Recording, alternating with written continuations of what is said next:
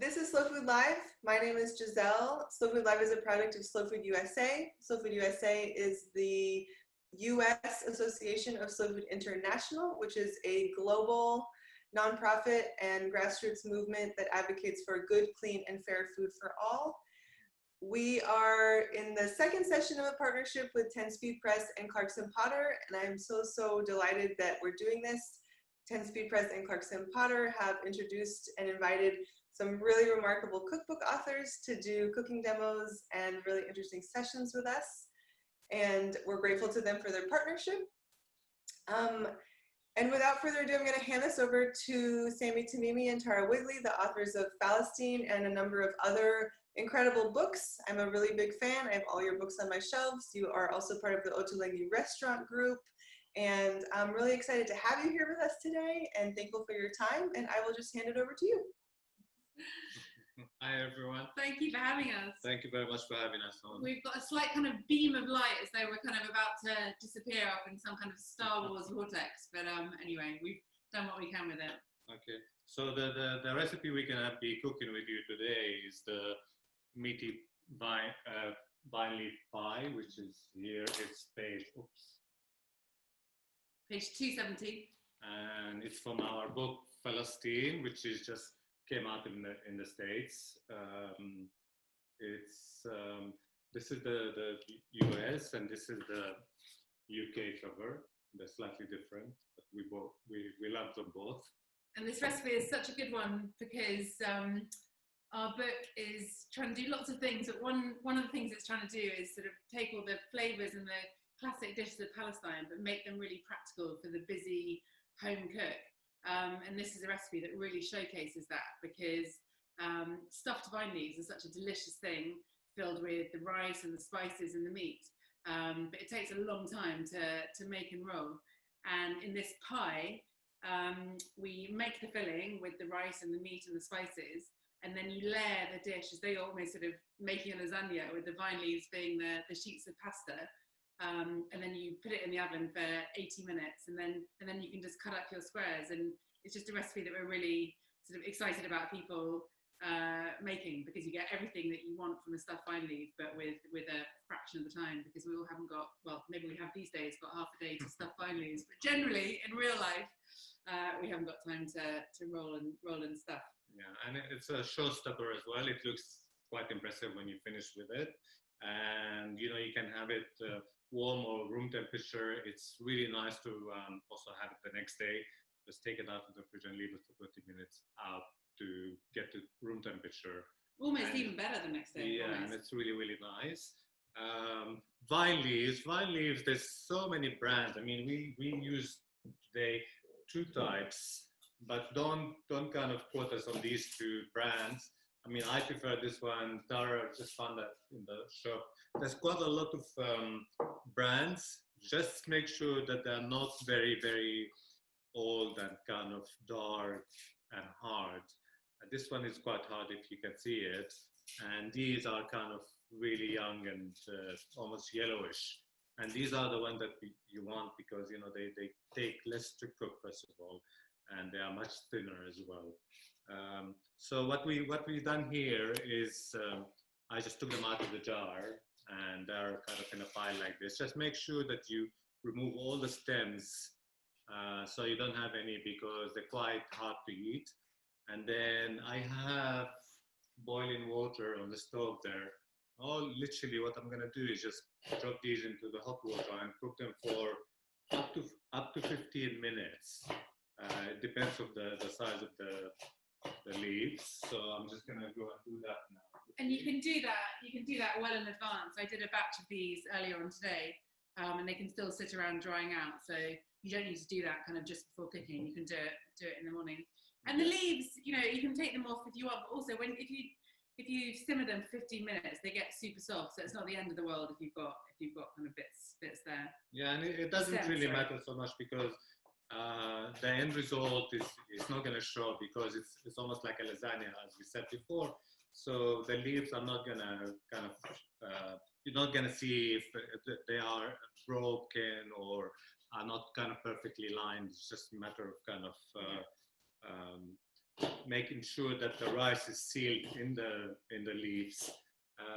After you cook them, you just need to drain them properly, and like Tara did here, just put them on a tea towel and go through them quickly. I tend to pile them again into one pile and then kind of work from there. It felt quite nice yesterday. I did a batch and then I spread them all out on my counter, and it was getting kind of cold and dark outside, and it felt like autumn had just blown in as my kitchen counter was kind of covered with these leaves. It feels like a really perfect dish for this time of the year. Yeah, and if you're lucky and you have a sauce for fresh vine leaves, it's even better. I mean, I just literally pour some water on top and just leave them for a few minutes. And you just picked up a batch in Italy. Yeah. Sami's sending sickening messages from Italy, having just gone to some local vineyard and collected fresh vine leaves. But for the rest of us, they're available from your local shop. Yeah, Italians don't eat vine leaves. Sami's not making any friends with his Instagram account at the moment. He's having far too much fun. The good life with his truffles and his risotto. Okay, so we go over the other ingredients that we are using now. Tara kindly chopped an onion, and also she's gonna do also some garlic. And we have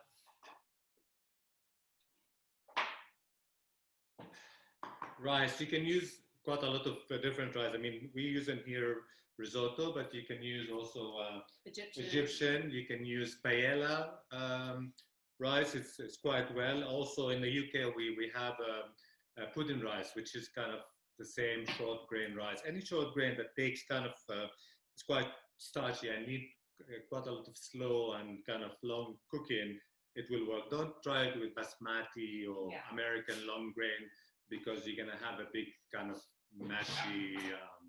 I actually can't find Egyptian rice around South London, so I always use risotto rice, and it's grand. I know, it's absolutely fine. Yeah, and we also sorry. Where's our almonds? I have our almonds in a little bowl. Yeah, so we're going to have 50 grams of almonds, which we're going to roughly chop, and then 50 grams of pine nuts. They're going to get cooked in some olive oil, and most of them are going to go through the mix, and then we'll just save a few to garnish at the end. Yesterday, even though I've toasted nuts more times than I can count, I burnt my nuts yesterday. So as always with nuts, just don't leave the stovetop, and just keep stirring and keep looking. Yeah, so when you do fry them, just kind of stay next to them and just kind of stir them, because they literally turn from kind of a nicely golden to black. Exactly. So don't play with your dog, don't talk to your kids, just stand there and watch it. I was in an empty house, I had no excuse apart from daydreaming. I don't know what happened. I'll show you guys or something. Also tomatoes we have, which is we slice them like that. It's the kind of thick slices, and drizzled with olive oil, salt and pepper, and they go to the oven for 10-15 minutes. Yeah, 12 minutes according to the recipe. And then they're gonna go in the base of the pan. So we're gonna line our baking dish. Make sure it's got nice high sides, because you're gonna pour in just under a litre of boiling water. And then the tomatoes are gonna get layered there, and then we're gonna pile it up. And one of the reasons it's a showstopper dish is because at the end you have to put your board on, and then you flip the whole thing over in a slight kind of ta-da moment, and then you take off the pan, and then the tomatoes are all sort of lovely at the top. So yeah, we kind of do it opposite. So they start off in the base of the pan. Okay, so while Tara is doing now the bits for the filling, I'm gonna show you how to do the tomatoes. The tomatoes we started cooking a bit earlier, so they are kind of right to go in.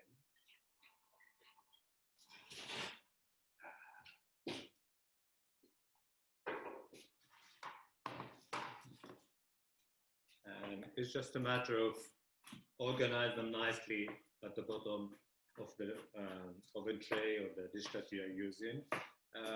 Also, you know, it's a quite large centerpiece dish, so you can actually do it also in two kind of 50-50, and sometimes I do it in a kind of cake tin, which is round. Yeah. And the other half I will just freeze. Or if you have a lot of people around, nowadays you can't really do that, but if you do, you can actually put 2 or 3 at the same table and people can help themselves. The lights are going a bit crazy here. So again, I'm always slightly obsessed by the practicalities of cooking, but again, it might seem an obvious point, but these are something you can prepare hours in advance and then they can sit around. This doesn't need to be a dish that's sort of done all at once. And it's like a dish you can sort of slowly put together over the course of the day. yeah, and you can literally do it like in the morning, the night before, and cook it the next day, and nothing is going to happen to it. As you can see, I kind of organize the tomatoes at the bottom like that. And then I'm going to start doing the vine leaves, which is, shouldn't forget that one.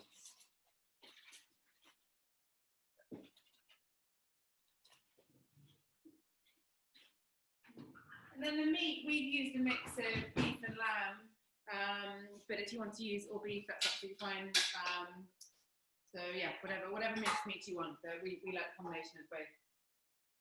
That's going to go in my onion, and then my garlic, and then the rice, and that's going to go in with some tomato puree and some baharat, which is a classic spice mix. Do you want to talk about that, Sami?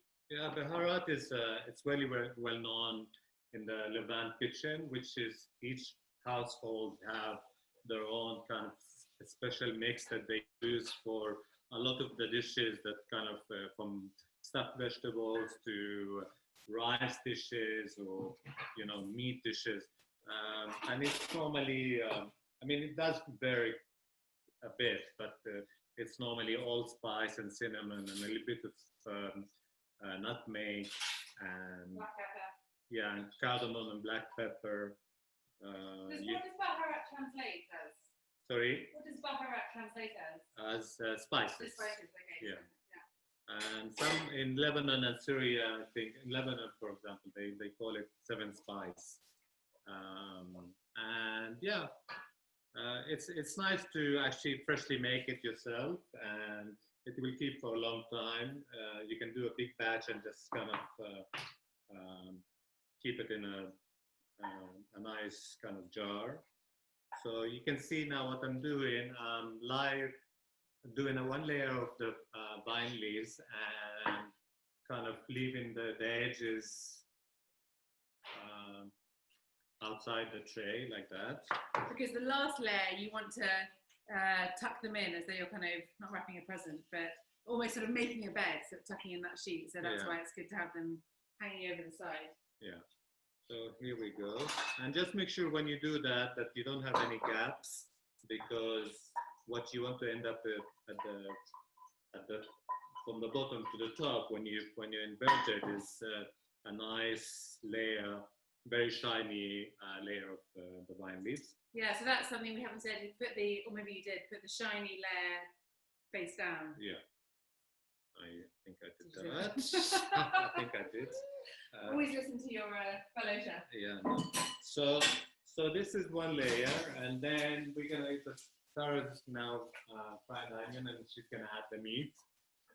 You need to brown it a bit. She will go through it step by step, and then we'll add later the tomato paste and the baharat.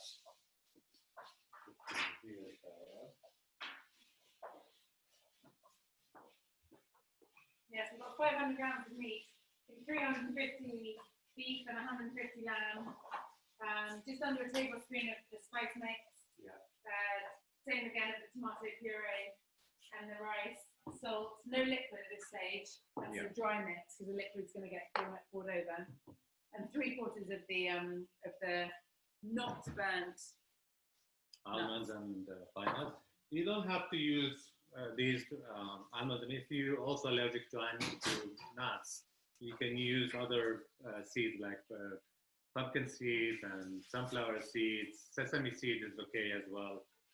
So yeah, play around with it. If you're not keen on any of these, you can just kind of choose your own nuts. It's fine.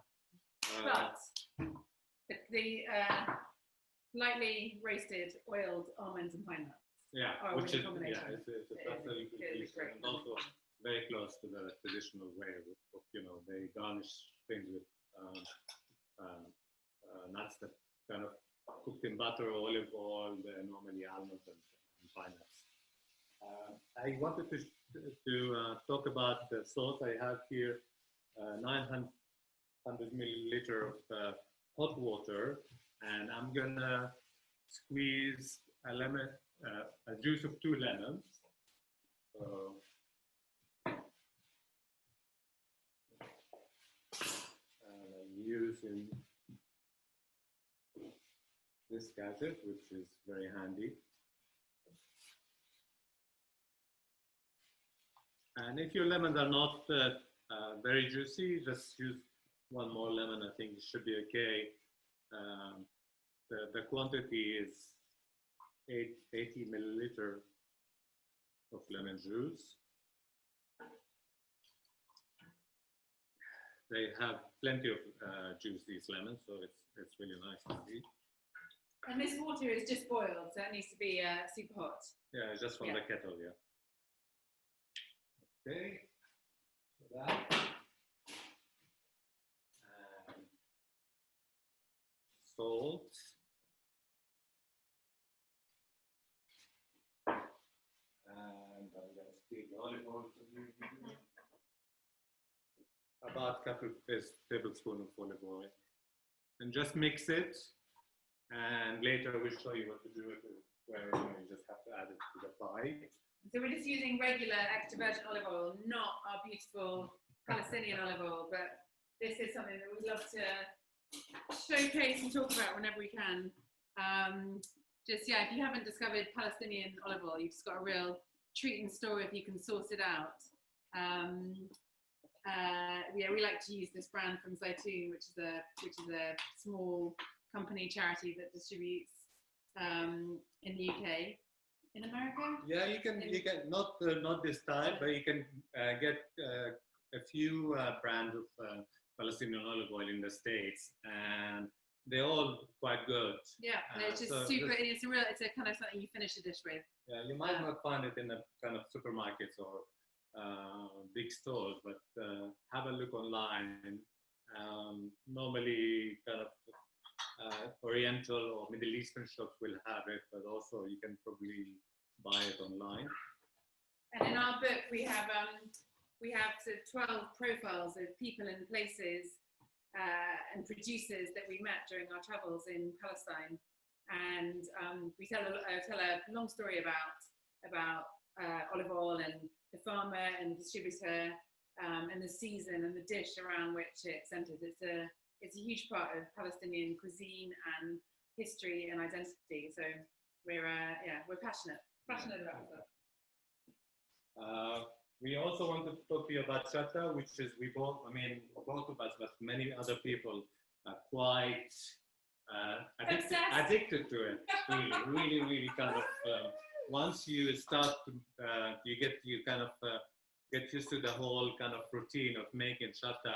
It should come with a warning, actually. Well, yeah, you just basically add it to a lot of things, and then you kind of panic that your Shatta is going to finish, so you do another batch to last you for another. In Tara's case, it's 1 week, but it lasts a couple of weeks.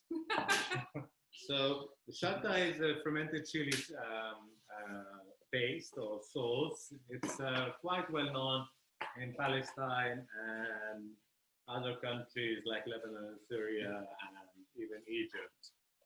And it's literally red or green chili, thinly sliced, and then seasoned with generously with salt.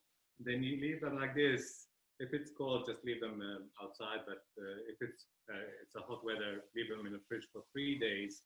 And then literally all you need to do is add a bit of olive oil, a bit of lemon juice, and cider vinegar or white wine vinegar. Yeah. And you blitz it until you get something that looks like this, which is It's not very spicy. It is spicy, but it's not like hot spicy. I think maybe our palate is slightly kind of. I tell people it's not spicy, and then they kind It really depends. And also, you guys in the States, I get that quite a lot on social media. What type of chilies to use?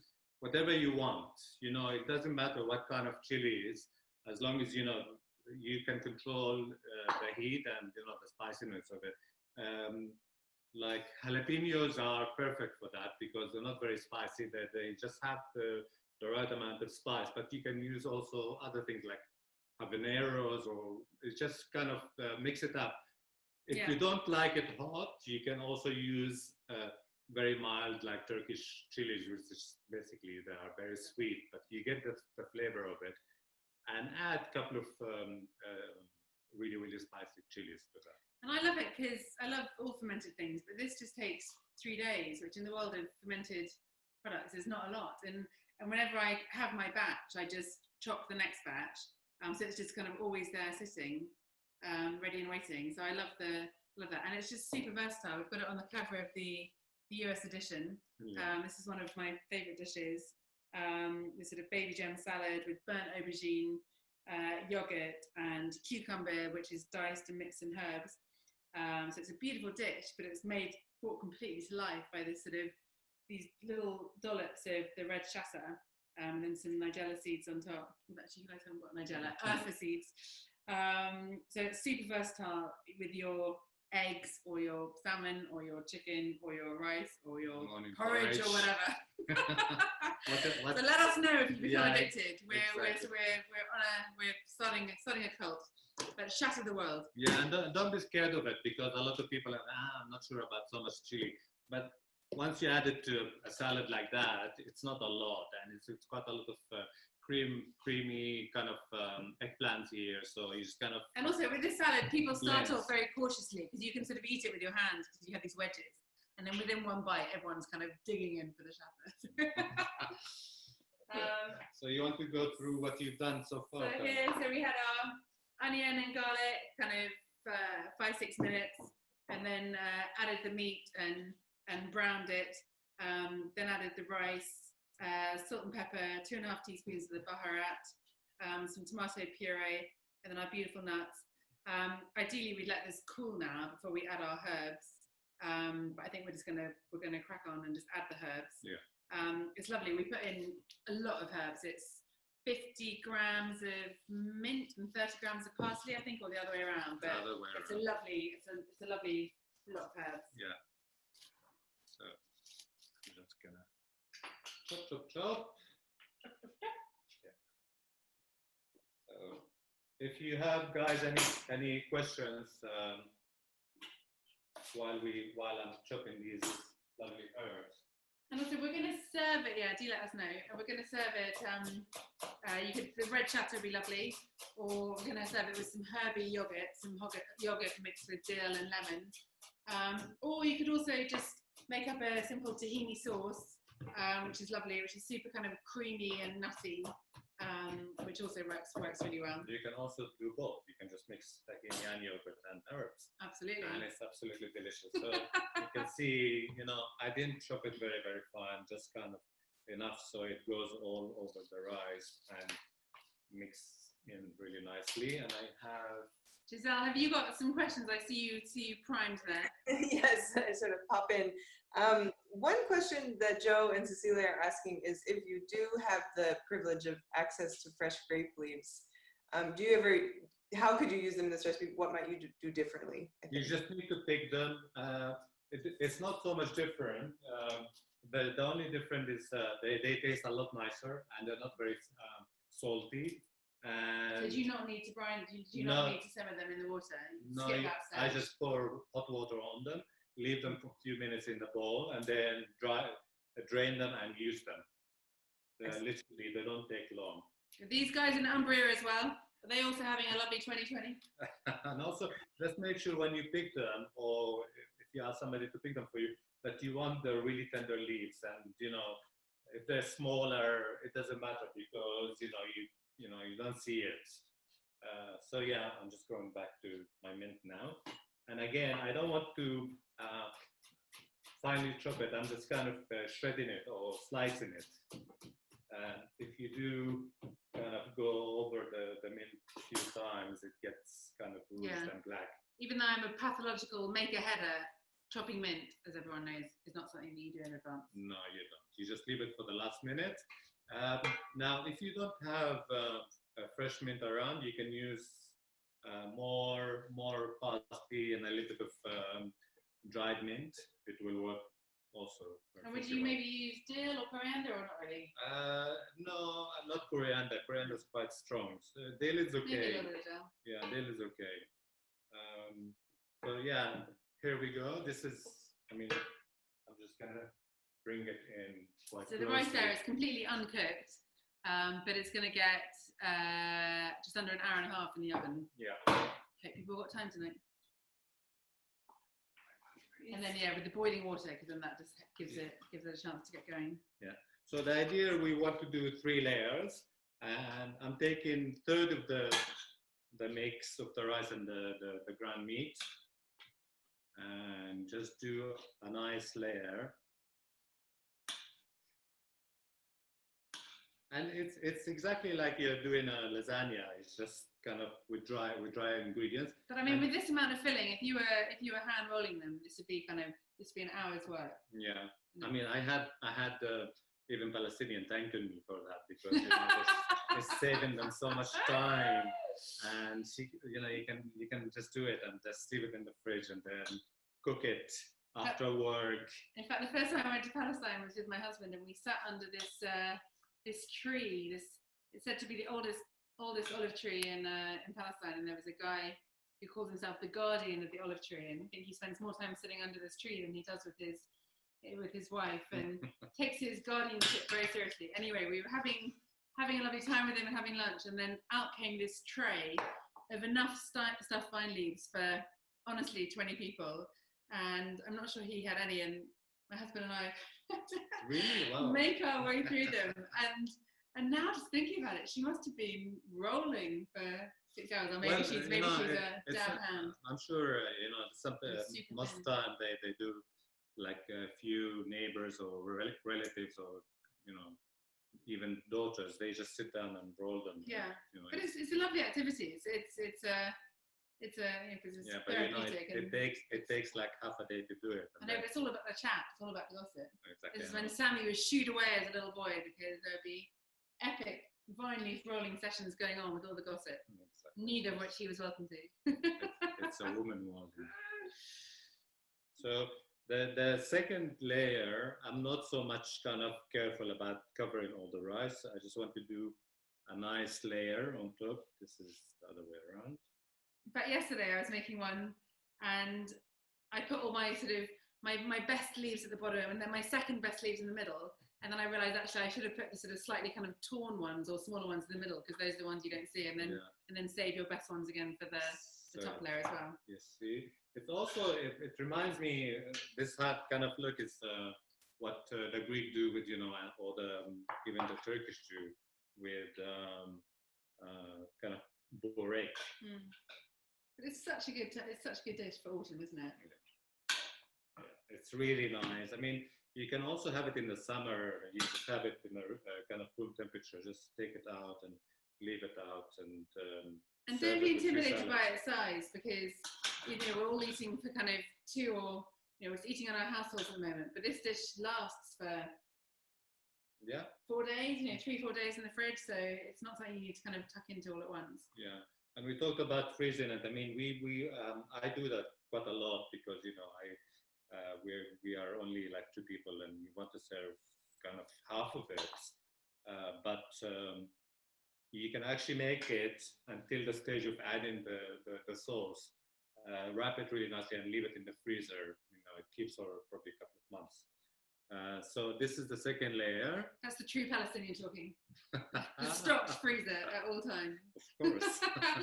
Ready-made feast, just in case 20 people turn up. Yeah, we call it mune or hawader, and it's just literally things that are ready to just pull out and make really quickly, and they do that. Yeah. Yeah, and everybody's doing it. My sister's freezer is just packed with food. Yeah. So, it's a nice thing though. yeah, it's lovely. It's like Ready for the apocalypse. exactly. Or the party once it's God, all over. yeah, Maybe. exactly. They're kind of anxieties of having people around and not having enough food to feed everybody, and you have to kind of give them few options. So you kind of show them love and also make sure that they enjoy the food. So I'm feeling very lazy here. I'm just standing watching Sami cook. It's okay. It's funny having him in my kitchen tonight. Kind of feels like we're about to have a party. Yeah. Normally when he comes over here, I kind of send him off to the stove to fry something. So. Sometimes she calls me before I arrive. It's like, make sure that you're gonna do this. So I know exactly what I'm gonna have to do before I arrive. So this is the last layer, and just literally pile in all this here.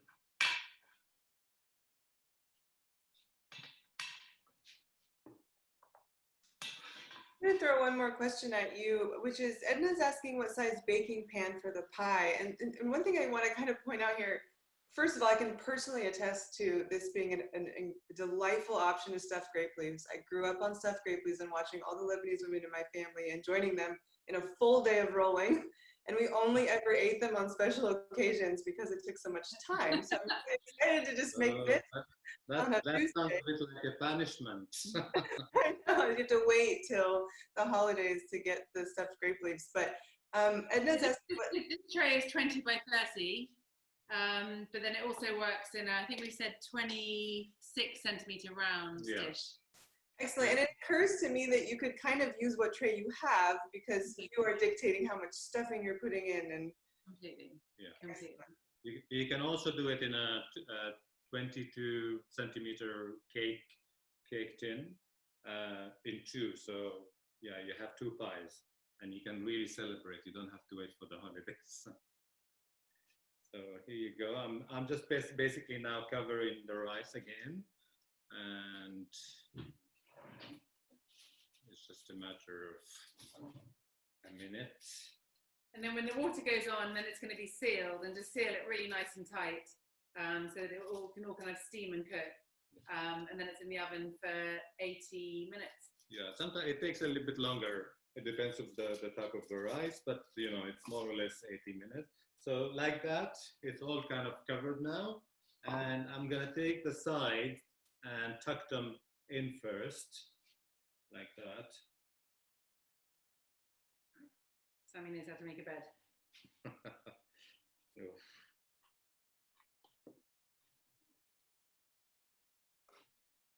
Now he's rolling. Well, it's kind of rolling, but make sure that your rice is really kind of nicely tucked into all the leaves, and also this way you don't have any of the rice escaping. And then with my hand, I just push down just to kind of make it even and also fill all the gaps. I want another little piece just here in the middle. And remember, this is the bottom part. So when you flip it, this is the part that you're not gonna be seeing. Remember, this is like 900 millimeter of hot water, lemon, juice of 2 lemons, and 1.5 tablespoons of olive oil and salt.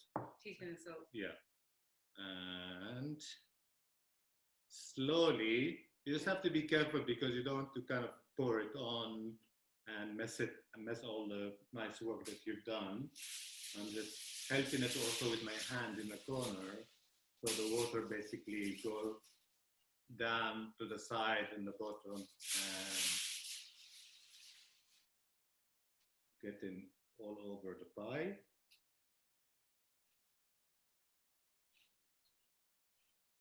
It's a nice smell. I can smell, the olive oil and the lemon. There's so many reasons I love Palestinian food, but one is just the practicalities of just being able to make this kind of yesterday or this morning for a meal. It's just so it's so relaxing and informal, knowing it's just done and it's delicious, and you can heat it through if you want, or you can have it at room temperature. Yeah. I just love that.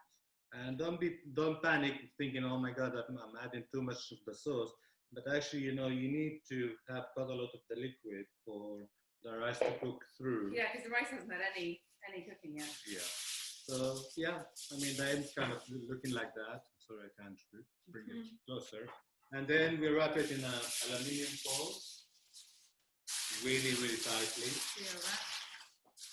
So you want to make sure that it's covered so that all of the rice is immersed in water, just to clarify for the audience. And then I noticed Sami pouring towards the edges.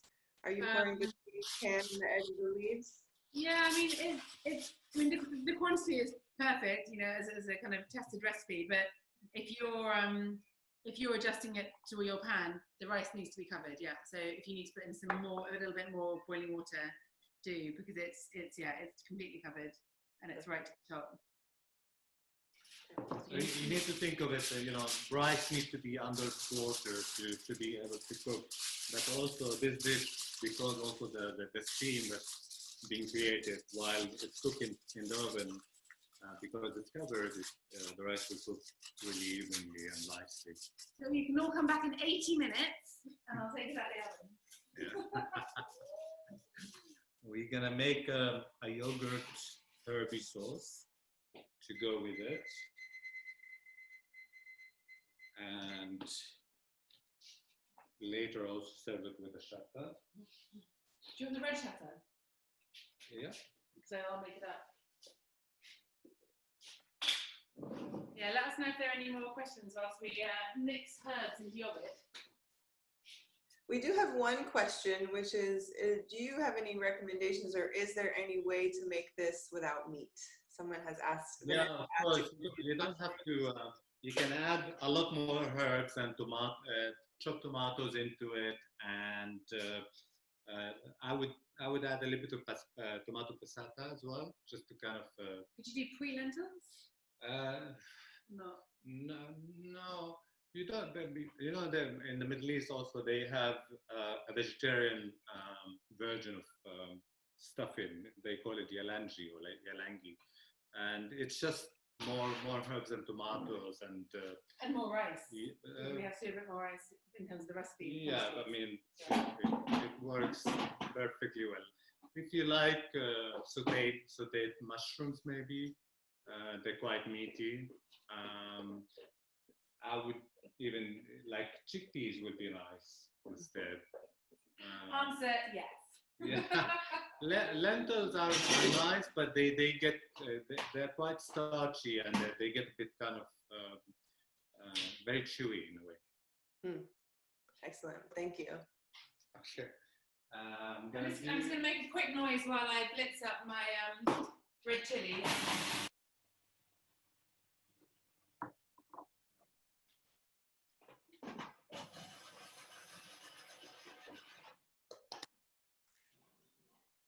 Normally I do double the quantity, but this is just this is as per the recipe. So that was 250 grams of chilies sliced.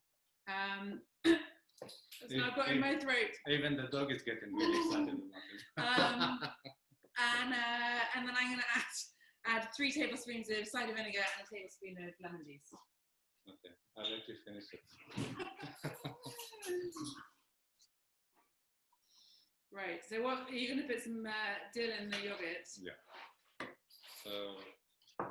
So get the Greek yogurt or strained yogurt. Yeah, it's quite thick. Sammy's got my kids' yogurt out the fridge rather than the Greek yogurt I got. Okay. It's all good. What's the difference? The Greek yogurt is thicker. Okay. This is the. Oh, okay, natural. Sorry. So we're using half and half now. Okay. One thing I didn't say about the shatta is when you pop it into your jar, just leave a gap at the top, and then you cover it with olive oil just to seal it. Not that it'll last long enough to go off, but I quite like a little bit of olive oil anyway. Yeah, and also make sure that whenever you use some of the shatta, that you also top it again with olive oil. Otherwise, it kind of gets a bit fungusy and whatnot. I added a little bit of salt here, and no, I want some pepper. A pepper. Thank you. A bit of black pepper this way. Yeah, tahini, shatta, or you can just have it with a squeeze of lemon. You know, this is all lovely to serve it with and bulk it out for a meal, but it's completely delicious just as it is with a squeeze of lemon. Yeah, or you know, any like a leafy salad or radish salad, cucumber salad is really nice with it as well. So it works with almost anything really. It needs to be quite light because the pie is quite rich and heavy. Yeah. So I'm gonna just put you out here just for a minute. So I have dill here that I'm just chopping quite finely, and I'm adding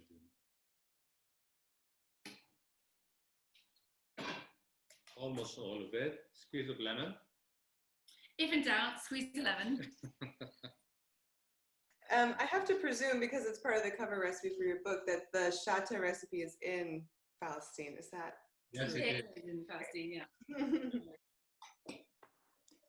Yeah, that people can also find it online. It's been published around, so you just search for Falastin Shatta. Hashtag let's shatter the world. Yes. So I added dill and I added salt and pepper. You can add fresh garlic if you like, and just a bit of olive oil. And if you like, you know, if you don't want to use the shatta, you can add a little bit of chili flakes just to kind of spice things up. This is just a perfect condiment for. And again, it's a small point, but I'm just obsessed by practicalities. Like, if you're making this yogurt, I would never just make enough for what I'm eating now. Just always double or quadruple. And it's just, you know, if you're gonna cut up some dill, why not cut up 4 times the amount and just have it sitting in the fridge for 3 days? It's just little daily pleasures at the moment. We've got to take what we can get. Yeah, I just put a bit of the dill that I chopped on top, and if we have a little bit of sumac. Sumac, yeah. Sumac is a lovely spice if you haven't discovered it. It's very tart and astringent and great with something like the pie in that it sort of cuts through the fattiness and the richness, and also it just looks lovely. Yeah, it's just lovely on any kind of. Looks like this.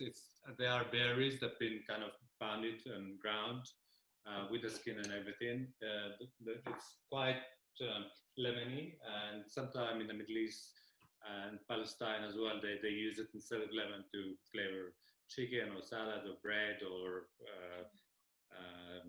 anything that needs to be, you know, no lemon. Just add a little bit of sumac to it. And I mean, the spices, you don't need a huge amount to fill up your Palestinian pantry. You get your sumac, your za'atar, your baharat, allspice, cinnamon, ground cumin, and then you're pretty set. Lemons, olive oil, shatta. So it's a sort of like humble set of ingredients. Yeah, and you don't have to kind of search for any exotic ingredients. A few kind of regular Ottolenghi kind of follower, or you have the books, you already have most of the stuff that needed in Falastin. One thing we are frankly bossy about is tahini, though, because the difference between Arabic, sort of Middle Eastern tahini, and the Greek Cypriot tahini is very marked. If you were to do a sort of a taste test, you would soon gather why we're so passionate about this, because this is super creamy and pourable and nutty, like a kind of smooth peanut butter. And the Greek Cypriot tahini we just find slightly kind of bitter or claggy, and we've got a dish like a sort of a kofta, a meat kofta that's baked in tahini, and if you make it with the 2 different types, you'll really see why we're adding this to our cult. Yeah, so get yourself a good like Lebanese or Palestinian.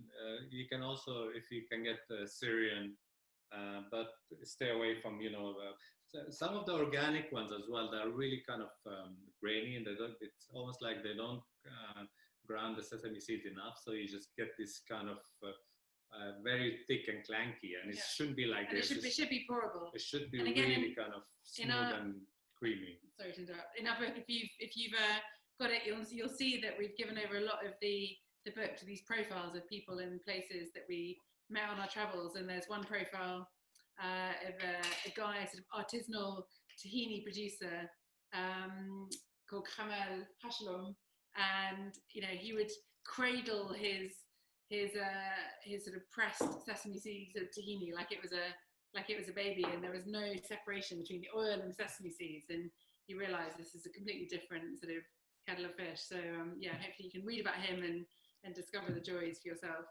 And if you ever gone to visit, so fast forward 80 minutes, and the one that I was talking about making earlier, which Sami kindly flipped over before we started because I was too nervous. It's like the mahlouba, the savoury rice cake that's sort of celebratory dish in Palestine, and you have to flip it at the end. So anyway, Sami flipped this. So you see how it looks, kind of, it's all wrapped into the vine leaves, and the tomatoes are on the top, and we just garnish it with more of the same nuts that we used, which is almond and pine nuts. Just makes it look so celebratory, doesn't it? Yeah. And do have wedges of lemon. I mean, serve, even if you're serving it with the yogurt, have a few wedges of lemon. It's really, really nice to squeeze fresh lemon on it before you eat it, yes. And chopped parsley.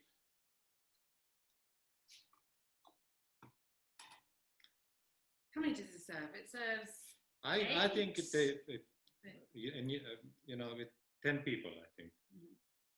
It depends what you serving it with, but and a bit of olive oil. Yep. Yeah. We can now splash out with our special finishing olive oil. This is like gold stuff. Gold.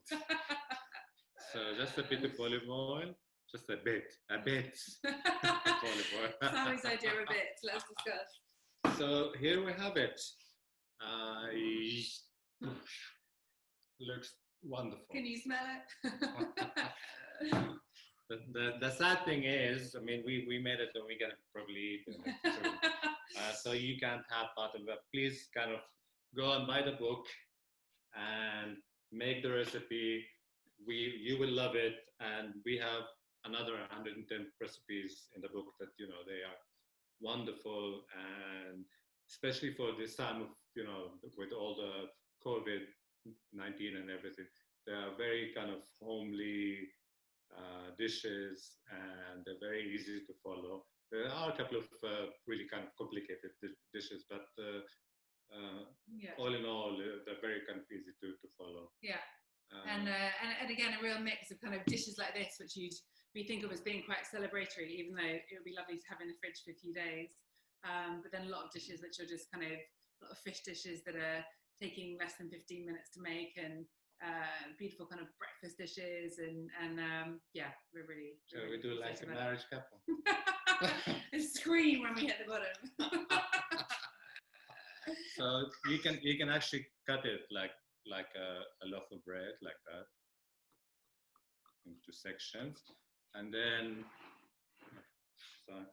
so you do. I'm gonna do a couple of really kind of enormous portions, but the idea is, there you go.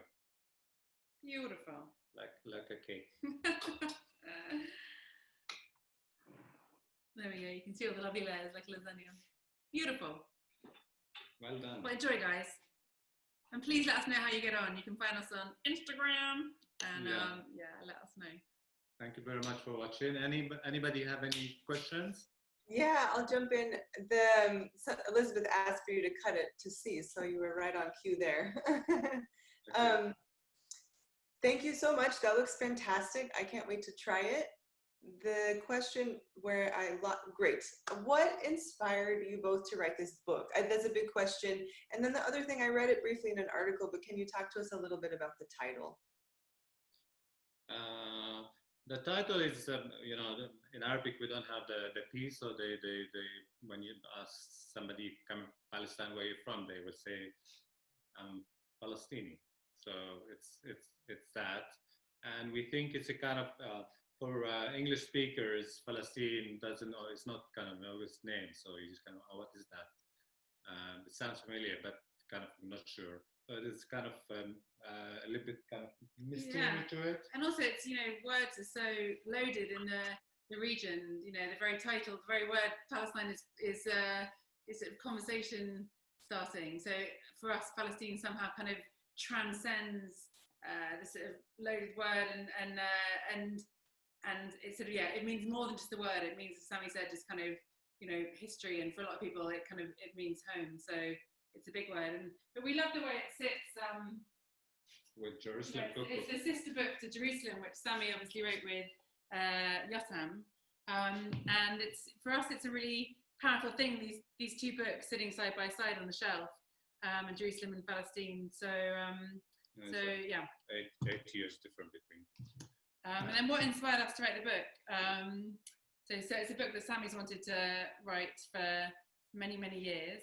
And so it was time for that to be the next book. And we also thought the market is ready to look beyond just the idea of Middle Eastern food as being a kind of homogenous whole, and actually kind of zoom in on Palestine and what is the food and the people and the land of Palestine. And I think that we both think that cookery books are such a good way in for people who want to find out more, but are kind of sometimes held back by fear of asking the wrong question or their sort of perceived ignorance. And actually a cookery book, especially one like this that has a lot of text and recipes and pictures, can just be a real way in for people to kind of understand a culture and a people more. So they're coming to the table not just for the food, but also for the stories and for the awareness and for the conversation. Yeah. So I mean, also Middle Eastern and also Palestinian nowadays very popular subject in cuisine, and I'm sure you're gonna love it. It's as I said, it's gone full of love and care, and we've just got to write a sequel because I want to go back to Palestine. Beautiful recipes. I'm so sad that we don't go there anymore. We spent the last 2 years traveling there, so we can't travel anywhere anyway. We can travel through food, travel around your table. That's also another kind of really beautiful way of traveling without traveling, and takes you into a journey to a place that you don't know so well, or you think you know, and you start reading, and it's like it opens kind of a new window to a new place, and with all this beautiful cuisine, and you connect with it also, not with just for the stories, but also by cooking the recipes and enjoying them at home. Mm-hmm. Mm-hmm. I love that. Thank you. And I love that there are profiles of people in the book. And Slow Food, it's really important. Slow Food was born of food culture and tradition and the things that happen in a home kitchen, and that we all have our own food culture. And so I love that there's producers and stories of people. We're often encouraging people to look further into the ingredients and dishes that you love, to learn a little bit more about where they come from. And profiles of people kind of living and working today, because I think cookery books, they're all good for different reasons, but some of them can be a bit sort of slightly sepia tinged and sort of a bit nostalgic, and then people forget that actually sort of lives are being lived, and there's a lot of enterprise and energy going on, today. So we were just very keen to get the sense of kind of Palestine today, and it's very much Sami's story, but we also didn't want it to be only Sami's story. We wanted it to be sort of lots of people's stories about lives being lived today, to kind of shine lots of light through different windows. Yeah. Beautiful. There are several comments here saying that folks have the book and they are loving it, or that it's been ordered, or that it's headed to their kitchens. I can't wait to add it to my shelf. One of the things I love about your books, and I'm sure this is no exception, is that it's sort of a good you don't have to follow the recipes exactly. I think there is an invitation to take the recipe and make it yours and kind of learn to trust your instincts in the kitchen and at the counter with flavors that we become more familiar with in trying the recipes. So I'm really excited about that. And this book with sort of a different take on some things that are familiar and some that aren't. So thank you so much. I will add the link here one more time to order the book if you don't already have it. I know I'm really excited to have it. Get yourself a copy. And we will follow up with all of the folks on this webinar with a link to this recording so that when you're ready to make a meaty vine leaf pie in your own kitchen, you've got this video and Sami and Tara walking you through it. It's enduring to live on in our kitchens and in our Slow Food Live archive. Thank you for a really wonderful demonstration and for joining us today. Thanks to Ten Press for bringing you our way. And in that email, I'll also share sort of your social media handles and websites and ways to keep up with you both to enjoy your cooking. Brilliant. Thank you so much to both of you. Happy Wednesday, guys. Thank you, guys.